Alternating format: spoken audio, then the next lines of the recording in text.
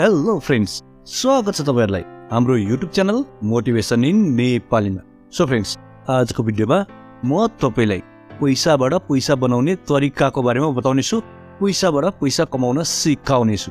त्यसैले यदि तपाईसँग केही सेभिङ छ र तपाई त्यो सेभिङलाई प्रयोग गरेर केही पैसा बनाउन चाहनुहुन्छ, पैसालाई प्रयोग गरेर पैसा कमाउन चाहनुहुन्छ भने आजको भिडियो तपाईकै लागि हो।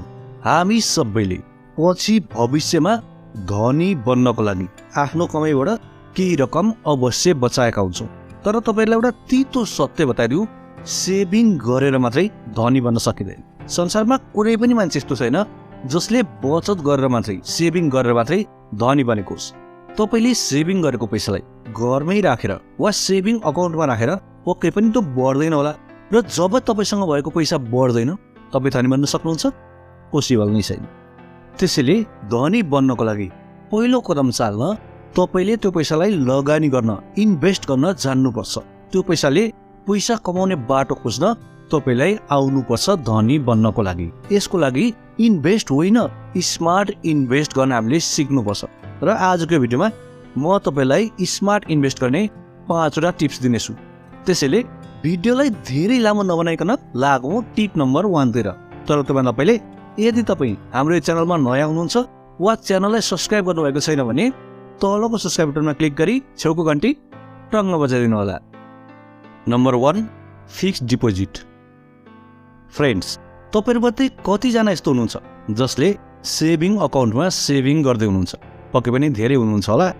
पैसा त सेभिङ अकाउन्टमै राख्ने हो नि। तर यदि तपाईले यसो गर्दै हुनुहुन्छ भने तपाई गलत हुनुहुन्छ। तपाईले आफैले घाटा लगाउँदै हुनुहुन्छ। कसरी? Let me explain. तपाईले सेभिङ अकाउन्टमा सेभिङ त गर्दै हुनुहुन्छ, तर तपाईलाई त्यो सेभिङमा कति पर्सेन्ट ब्याज आउँछ? 3%, 4%, 5 या बढीमा छ, यही होइन? तर तपाईले अहिलेको खर्चको ग्रोथलाई हेर्नुभयो भने, वार्षिक खर्चको ग्रोथ, मूल्य वृद्धिलाई हेर्नुभयो भने कति छ थाहा छ? नर्मली पनि मोर देन 8% छ। बुझ्दै हुनुहुन्छ नि? महँगीको रेट मोर देन 8% ले बढिरहेको छ, तर तपाईँ 6% ब्याजमा खुसी हुनुहुन्छ। अब सोच्नुहोस् त, त्यो सेभिङ अकाउन्टमा आउने 6% ब्याजले तपाईँलाई फाइदा गरिरहेको छ कि घाटा? तपाईँलाई त 2% घाटा भइरहेको छ नि। त्यसैले यदि तपाईँसँग नचलाउने पैसा, अहिले तत्कालै प्रयोगमा नआउने पैसा सेभिङ अकाउन्टमा जम्मा भएर बसेको छ भने त्यसलाई एफडी गराइहाल्नुहोस्, त्यसलाई फिक्स्ड डिपोजिट गराइहाल्नुहोस्। किनकि फिक्स्ड डिपोजिटको ब्याज बढी छ। नर्मली सुरु हुन्छ 8% बाट र बिस्तारै बढ्दै जान्छ 10%। नेपालमा 12% सम्म दिने ब्याङ्कहरू छन् फिक्स्ड डिपोजिटमा। त्यसैले सेभिङ अकाउन्टमा छ भने किन 6% मात्रै ब्याज खाँदै हुनुहुन्छ? त्यसलाई एफडी गर्नुहोस्, 12% सम्म तपाईँले पाउनुहुन्छ। दिमाग लगाउनुहोस्। महँगी 8%, पाउनुहुन्छ 12%। अब तपाईँलाई 4% फाइदा छ। नम्बर 2, इन्भेस्ट अन ल्यान्ड, यानि कि जग्गामा लगानी। फ्रेन्ड्स, संसारमा दुईवटा कुरा सधैँ बढिरहन्छ, कहिल्यै घट्दैन। त्यो दुईटा कुरा के हो? जग्गा र सुन। सुनको बारेमा त म पछि कुरा गर्छु, तर अहिले कुरा गरौँ जग्गाको। यो जग्गाको लगानीलाई सुरक्षित लगानी भनिन्छ। कुनै राम्रो ठाउँको जग्गा पर्यो भने त 2-4 वर्षमै 100 गुणा 200 गुणासम्म मुनाफा दिन सक्छ जग्गाले।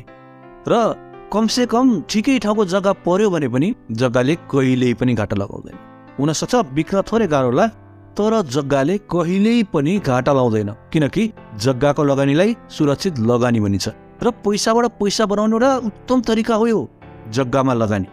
हाम्रा बुवा, काका, हजुरबा उहाँहरूले जग्गा किन्नुहुन्थ्यो र त्यो जग्गालाई बेचेर आफूलाई आर्थिक रूपमा समृद्ध बनाउनुहुन्थ्यो। उहाँहरूलाई बिजनेसको बारेमा थाहा थिएन। उहाँलाई थाहा थियो पैसा जग्गामा खनाउनु पर्छ। जग्गामा खनाएपछि जग्गाले दिन्छ। जग्गामा पैसा खनाउँदा न त चोरिने डर, न त लुटिने डर, न त हराउने नै डर। कति सुरक्षित लगानी छ हेर्नुहोस् त। जग्गामा लगानी गर्नुहोस्, बुझेर लगानी गर्नुहोस् है। यदि तपाईँसँग पैसा छ भने जग्गामा लगानी गर्नु पनि बेस्ट हुन्छ यो समयमा।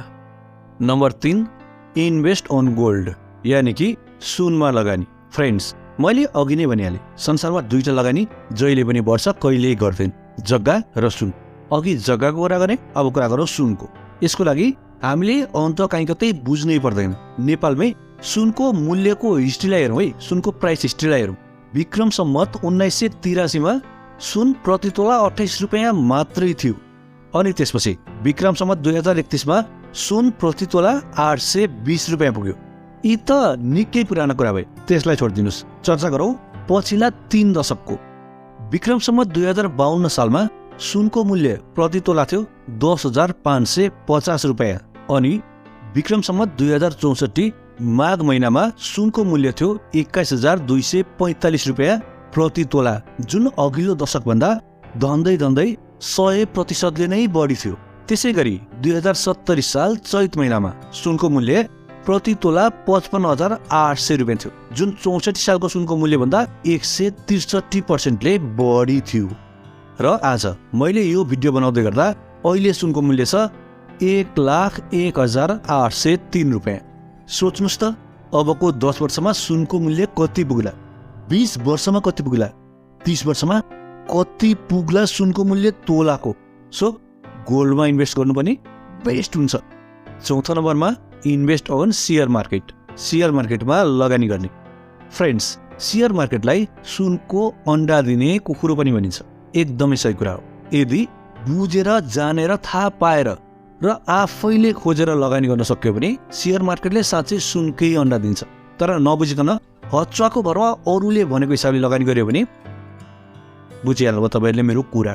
त्यसैले यदि तपाईँसँग केही रकम अलग्गै छ भने शेयर बजारमा लगानी गर्ने बारे पनि सोच्न सक्नुहुन्छ।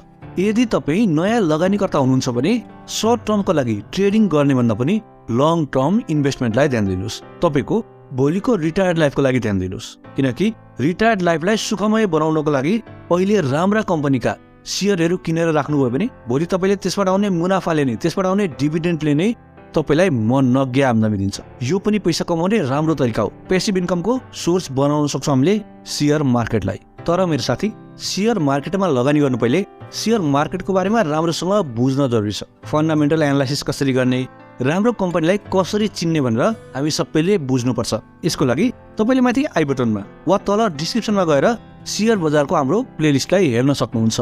साथसाथै तपाईँले शेयर मार्केट सम्बन्धी विभिन्न किताबहरू पाउन सक्नुहुन्छ।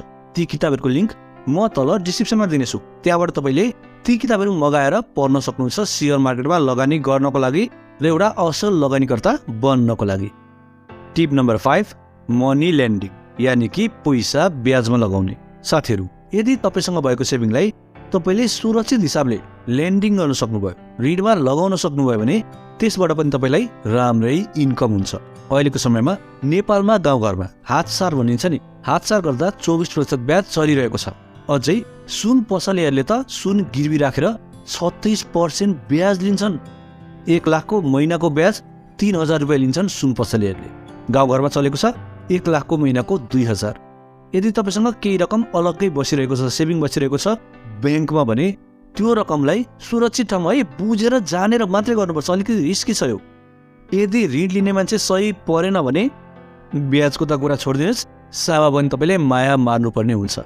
तर यदि तपाईँले सुरक्षित हिसाबले लगानी गर्नुभयो ऋणमा भने तपाईँले राम्रै पैसा कमाउनुहुन्छ। सो यो भिडियोमा मैले तपाईँलाई दिएँ 5वटा टिप्सहरू जसले पैसाबाट पैसा बनाउन मद्दत गर्छ। यदि तपाईँलाई यो भिडियो मन पर्यो र यो भिडियोको पार्ट 2 चाहनुहुन्छ भने भिडियोलाई लाइक गर्नुहोला। यो भिडियोको लाइक टार्गेट हो 2500 लाइक। यो भिडियोमा 2500 लाइक पुग्यो भने यो भिडियोको पार्ट 2 पनि मैले तुरुन्तै बनाउने छु। सो यो भिडियोमा यति नै। हाम्रो भेट अर्को भिडियोमा हुन्छ नै। त्यतिन्जेल सुस्त रहनुहोस्, व्यस्त रहनुहोस्, मस्त रहनुहोस्। I love you all.